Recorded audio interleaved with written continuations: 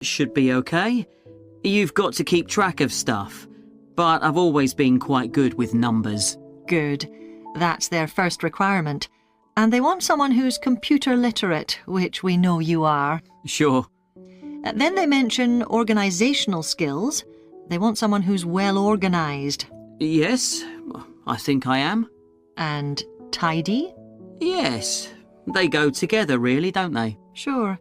Then the usual stuff. They want someone who can communicate well, both orally and in writing. Okay. And for the last warehouse job I had, one of the things I enjoyed most was being part of a team. I found that was really essential for the job. Excellent. Yes, they do mention that they want someone who's used to that, yes. Now, when you were working in a warehouse last time, what sorts of items were you dealing with? It was mostly bathroom and kitchen equipment, sinks and stoves and fridges. So you're okay moving heavy things? Sure. I'm quite strong and I've had the training. Good. Now, as far as experience goes, they mention they want someone with a licence and that you have experience of driving in London, so you can cope with the traffic and so on. Yes, no problem. And you've got experience of warehouse work. And the final thing they mention is customer service. I think, looking at your CV, you're okay there. Right. So, what about pay? Can you tell me a bit more about that, please? Part 2. My guest on the show today is Alice Riches, who started the Street Play scheme where she lives in Beechwood Road. For those of you that don't already know, Street Play involves local residents closing off their street for a few hours so that children have a chance to play in the streets safely. She started it in her own street, Beechwood Road, and the idea caught on. And there are now street play schemes all over the city. So when did you actually start the scheme, Alice? Well, I first had the idea when my oldest child was still a toddler. So that's about 6 years ago now. But it took at least 2 years of campaigning before we were actually able to make it happen. So the scheme's been up and running for 3 years now. We'd love to be able to close our road for longer, for the whole weekend, from Saturday morning until Sunday evening, for example. At the moment, it's just once a week. But when we started, it was only once a month. But we're working on it. So what actually happens when Beechwood Road is closed? We have volunteer wardens, mostly parents, but some elderly residents too, who block off our road at either end. The council have provided special signs, but there's always a volunteer there to explain what's happening to any motorists. Generally, they're fine about it. We've only had to get the police involved once or twice. Now, I should explain that the road isn't completely closed to cars, but only residents' cars are allowed. If people really need to get in or out of Beechwood Road, it's not a problem as long as they drive at under 20 kilometres per hour. But most people just decide not to use their cars during this time, or they park in another street. The wardens are only there to stop through traffic. So can anyone apply to get involved in street play? Absolutely. We want to include all kids in the city, especially those who live on busy roads. It's here that demand is greatest. Obviously, there isn't such demand in wealthier areas where the children have access to parks or large gardens, or in the suburbs where there are usually more places for children to play outside. I'd recommend that anyone listening who likes the idea should just give it a go. We've been surprised by the positive reaction of residents all over the city, and that's not just parents. There are always a few who complain, but they're a tiny minority. On the whole, everyone is very supportive and say they're very happy to see children out on the street, even if it does get quite noisy. There have been so many benefits of street play for the kids. Parents really like the fact that the kids are getting fresh air instead of sitting staring at a computer screen, even if they're not doing anything particularly energetic. And of course, it's great that kids can play with their friends outside without being supervised by their parents. But for me, the biggest advantage is that kids develop confidence in themselves to be outside without their parents. The other really fantastic thing is that children get to know the adults in the street. It's like having a big extended family. It certainly does have a lot of benefits. I want to move on now and ask you about a related project in King Street. Right. Well, this was an experiment I was involved in, where local residents decided to try and reduce the traffic along King Street, which is the busiest main road in our area, by persuading people not to use their cars for one day. We thought about making people pay more for parking, but we decided that would be really unpopular. So instead, we just stopped people from parking on King Street, but left the other car parks open. It was surprising how much of a difference all this made. As we'd predicted, air quality was significantly better. But what I hadn't expected was how much quieter it would be, even with the buses still running. Of course, everyone said they felt safer, but we were actually amazed that sales in the shops went up considerably that day. We thought there'd be fewer people out shopping, not more. That's really interesting. So the fact that the street was... Part 3. Tom, could I ask you for some advice, please? Yes, of course. If you think I can help. What's it about? It's my first media studies assignment, and I'm not sure how to go about it. You must have done it last year. Is that the one comparing the coverage of a particular story in a range of newspapers? That's right. Oh, yes. I really enjoyed writing it. So, what sort of things do I need to compare? Well, there are several things. For example, there's the question of which page of the newspaper the item appears on. You mean because there's a big difference between having it on the front page and the bottom of page 10, for instance? Exactly. And that shows how important the editor thinks the story is. Then there's the size. How many column inches the story is given. How many columns it spreads over. And I suppose that includes the headline. It certainly does. It's all part of attracting the reader's attention. What about graphics? Whether there's anything visual in addition to the text? Yes, you need to consider those too, because they can have a big effect on the reader's understanding of the story. Sometimes a bigger effect than the text itself. Then you'll need to look at how the item is put together. What structure is it given? Bear in mind that not many people read beyond the first paragraph. So what has the journalist put at the beginning?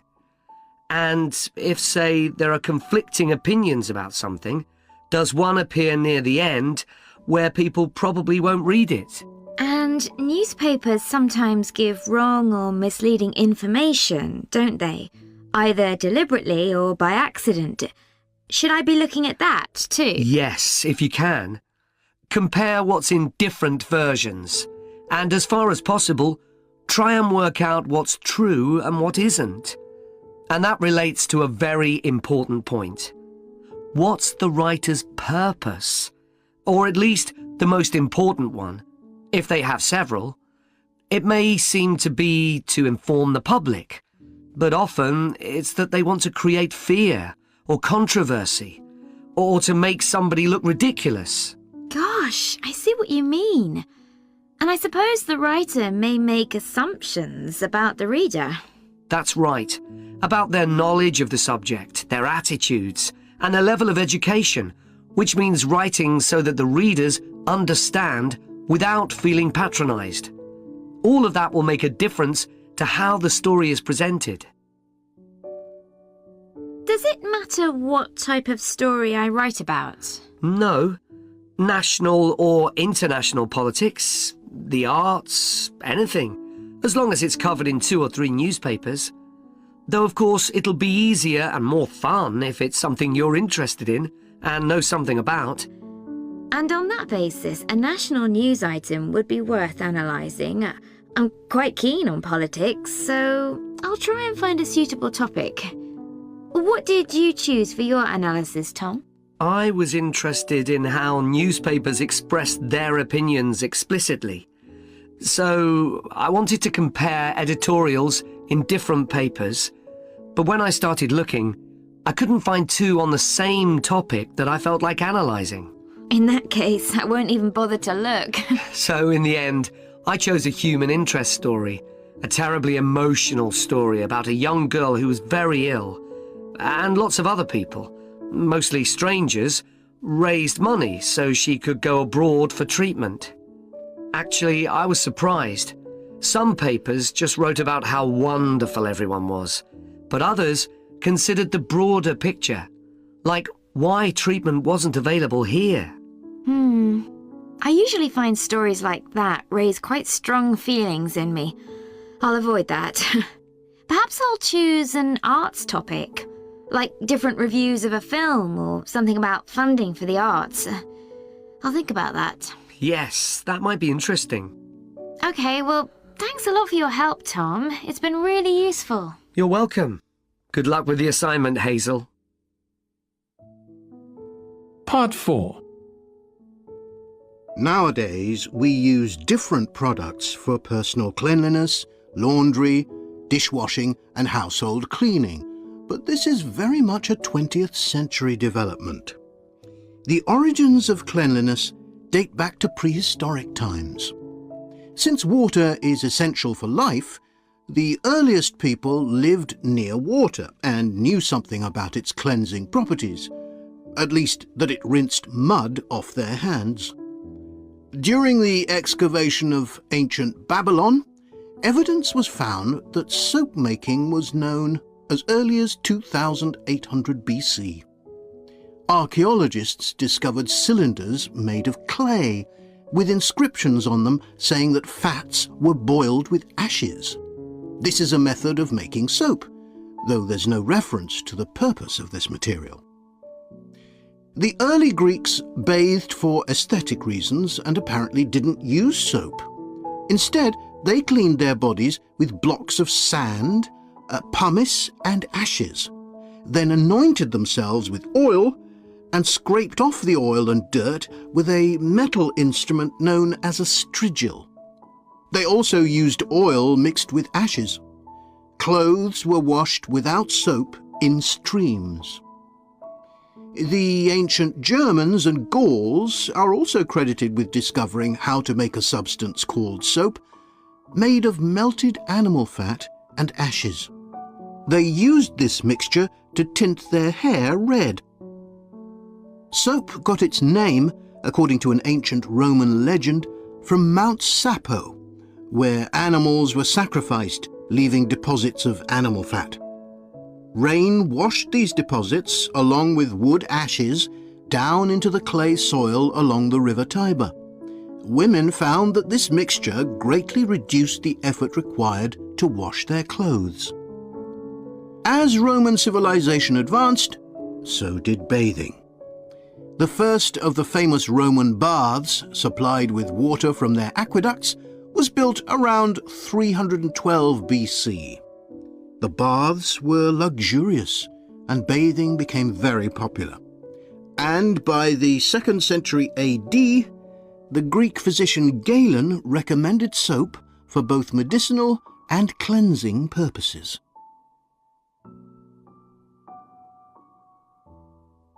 After the fall of Rome in 467 AD and the resulting decline in bathing habits, much of Europe felt the impact of filth on public health. This lack of personal cleanliness and related unsanitary living conditions were major factors in the outbreaks of disease in the Middle Ages, and especially the Black Death of the 14th century. Nevertheless, soap making became an established craft in Europe, and associations of soap makers guarded their trade secrets closely. Vegetable and animal oils were used with ashes of plants, along with perfume, apparently for the first time. Gradually, more varieties of soap became available for shaving and shampooing, as well as bathing and laundering. A major step toward large-scale commercial soap making occurred in 1791, when a French chemist, Nicolas Leblanc, patented a process for turning salt into soda ash, or sodium carbonate. Soda ash is the alkali obtained from ashes that combines with fat to form soap. The Leblanc process yielded quantities of good quality, inexpensive soda ash. Modern soap making was born some 20 years later, in the early 19th century, with the discovery by Michel Eugène Chevreul, another French chemist, of the chemical nature and relationship of fats, glycerine, and fatty acids. His studies established the basis for both fat and soap chemistry, and soap making became a science. Further developments during the 19th century made it easier and cheaper to manufacture soap. Until the 19th century, soap was regarded as a luxury item and was heavily taxed in several countries. As it became more readily available, it became an everyday necessity, a development that was reinforced when the high tax was removed. Soap was then something ordinary people could afford, and cleanliness standards improved. With this widespread use came the development of milder soaps for bathing and soaps for use in the washing machines that were available to consumers by the turn of the 20th century.